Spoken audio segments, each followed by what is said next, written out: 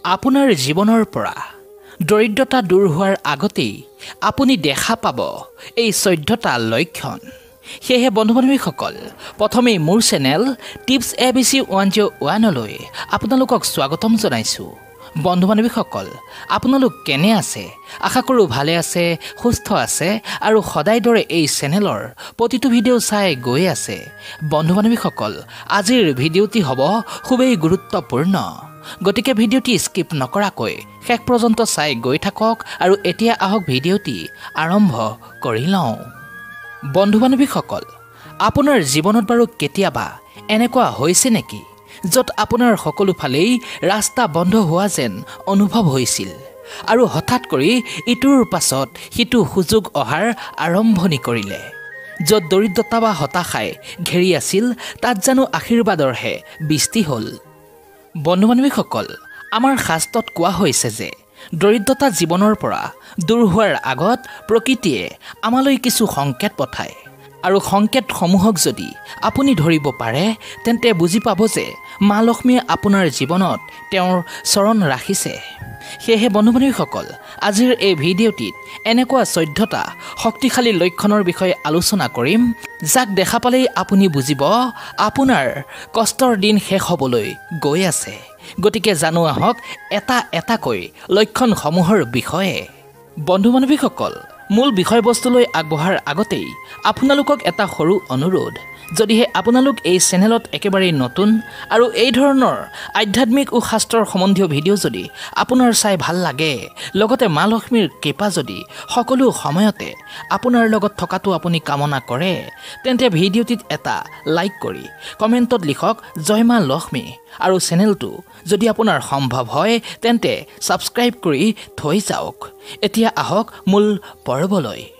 1 নম্বৰতে, স্বপ্নত পৰলোকগত পূৰ্বপুৰুষক দেখা পোৱা। পিতৃপুৰুষৰ আশীৰ্বাদৰ বাহিৰেও জীৱনত ডাঙৰ পৰিৱৰ্তন নাহে। যদিহে তেওঁলোকে সপোনত আহি আপোনাক কিছু দিব খোজে, আশীৰ্বাদ দিয়ে বা কয় তুমি ভালে থাকিবা, তেন্তে আপুনি বুজিব পূৰ্ব পুণ্যৰ ফল পোৱাৰ যুগ আহিছে। 2 নম্বৰতে, হঠাৎ হাতৰ পৰা টকা পইচা পৰি যোৱাৰ সংকেত কি?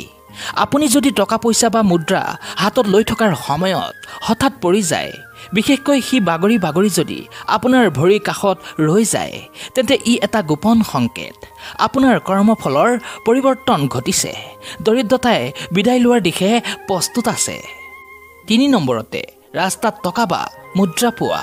যদি আপুনি ৰাস্তাত গৈ থাকোঁতে কোনো টকা বা মুদ্ৰা পৰি থকা পায় আৰু যাক কাৰোবাৰ পৰা পৰি গৈছে বুলি আপোনাৰ মনত ভাৱ নহয়, তেন্তে ইও এটা ইংগিত। প্ৰকৃতিয়ে আপোনাক ক'ব খুজিছে যে তুমি অভাৱৰ পৰা মুক্তি পাবা। 4 নম্বৰতে, স্বপ্নত বগা সাপ দেখা, বিশেষকৈ সোঁহাতত কামুৰি দিয়া। সাধাৰণভাৱে সাপ ভয়ানক হ'লেও বগা সাপে শুভ ইংগিত বহন কৰে। যদি আপুনি সপোনত দেখা পায় যে এটা বগা সাপে আহি আপোনাক সোঁহাতত কামুৰিছে, তেন্তে ইয়াৰ পৰা বুজিব যে আপোনাৰ কৰ্মৰ ক্ষেত্ৰত এক বিশাল পৰিৱৰ্তন আহিব খুজিছে আৰু আৰ্থিক উন্নতি নিশ্চিত। 5 নম্বৰতে, হঠাৎ কোনো আত্মীয় বা বন্ধুৰ পৰা উপহাৰ পোৱা। আপুনি দীৰ্ঘদিন কাৰোবাৰ পৰা কোনো বস্তু পোৱা নাই আৰু হঠাৎ এদিন কোনোৱে আহি কোনো বস্তু উপহাৰ দি আপোনাক সাহায্য কৰিলে। এইটো ইংগিত কৰে যে আপোনাৰ ভাগ্যৰ প্ৰৱাহ ইতিবাচক দিশে প্ৰবাহিত হৈছে। 6 নম্বৰতে, ঘৰৰ আশে-পাশে গংগাজল, তুলসী পাতৰ বা ধূপৰ গোন্ধ অনুভৱ কৰা। কোনো উৎসৱ বা কোনো কাৰণ নোহোৱাকৈ আপুনি হঠাৎ কৰি গংগাজল বা পবিত্ৰ ধূপৰ গোন্ধ অনুভৱ কৰে, তেন্তে ই প্ৰকৃতিৰ পক্ষৰ পৰা এক বাৰ্তা। ইয়াৰ অৰ্থ হ'ল দেৱ-দেৱীসকল আপোনাৰ আশে-পাশেই অৱস্থান কৰিছে। বন্ধু-বান্ধৱীসকল, 7 নম্বৰতে, নিৰ্জনতাত মা লক্ষ্মীৰ নাম শুনা পোৱা বা অনুভৱ কৰা। মনত এদিন হঠাৎ কৰি প্ৰবলভাৱে ভাহি আহিল জয় মা লক্ষ্মী, নাইবা আপুনি গভীৰ টোপনিত বা ধ্যানত লক্ষ্মীৰ নাম উচ্চাৰণ কৰা শুনিলে। এইটো কোনো কল্পনা নহয়, ই হৈছে আধ্যাত্মিক জগতৰ এটা ইংগিত। 8 নম্বৰতে, ভুলতে ওলোটাকৈ কাপোৰ পিন্ধা। অনেক সময়ত আমি তাৰাতাৰিৰ সময়ত ভুল কৰি কাপোৰ ওলোটাকৈ পিন্ধো।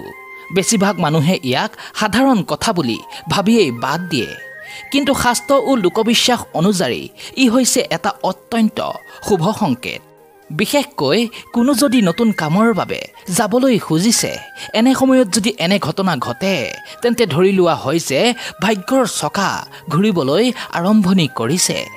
ই এইটো ইংগিত কৰে যে খুব শীঘ্ৰেই আপোনাৰ জীৱনত কোনো ডাঙৰ সুখবৰ অপ্ৰত্যাশিত ধন লাভ বা সাফল্য আহিব ধৰিছে। সেয়েহে ভুলটোৰ অৰ্থ বুজি পালে ভয় নাখায়, ঈশ্বৰক কৃতজ্ঞতা জনাওক, কাৰণ ই হৈছে শুভ সময়ৰ সূচনা। 9 নম্বৰতে মনৰ ভিতৰত হঠাৎ অকাৰণেই আনন্দৰ অনুভূতি, অশ্ৰুপাত। কোনো কাৰণ নোহোৱাকৈ মন পাতল যেন লাগে, চকুৰ পানী ওলাই আহে, মনত এনে লাগে যে ভাল কিছু হ'বলৈ গৈ আছে। এই অনুভূতি খুব সৰু যেন লাগিলেও ইয়াৰ গুৰুত্ব কিন্তু বিশাল। ই হৈছে আত্মাৰ ভিতৰৰ এক বাৰ্তা, শুভ সময় আহিব ধৰিছে। 10 নম্বৰতে হঠাৎ অকাৰণতেই মন্দিৰৰ ঘণ্টাধ্বনি কাণত পৰা। কেতিয়াবা আপুনি অকলে নিৰিবিলি পৰিৱেশত বহি থাকিলেও মন্দিৰৰ ঘণ্টাধ্বনি কাণত আহি পৰে। যদিহে আশে পাশে মন্দিৰ নাথাকিলেও এনেকুৱা শব্দৰ অনুভৱ হয় তেন্তে এইটো খুবেই শুভ সংকেত।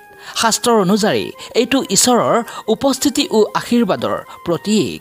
ইয়াৰ অৰ্থ হ'ল আপুনি যি সমস্যাৰ মাজত আছে সেই সমস্যাক দূৰ কৰি ঈশ্বৰে আপোনাক উন্নতিৰ পথত আগুৱাই নিব খুজিছে। 11 নম্বৰতে সপোনত নিজকে বগা বা হালধীয়া পোছাকত দেখা। যদি আপুনি সপোনত নিজকে বগা বা হালধীয়া পোছাক পিন্ধি থকা দেখা পাইছে তেন্তে ই অত্যন্ত শুভ হয়। বগা ৰং শুদ্ধতা ও দেৱত্বৰ প্ৰতীক আৰু হালধীয়া ৰং লক্ষ্মী ও ব্ৰহ্মাৰ আশীৰ্বাদৰ প্ৰতীক। ইয়াৰ অৰ্থ হ'ল আপোনাৰ চিন্তা লাহে লাহে পবিত্ৰ ও উন্নতিৰ দিশলৈ গৈ আছে আৰু ধন সম্পদৰ শুভ সময় আপোনাৰ দিশে আগবাঢ়ি আহিছে। 12 নম্বৰতে কোনো অচিনাকি শিশুৱে হাঁহি আপোনাৰ দিশে চাই বা কথা কোৱা।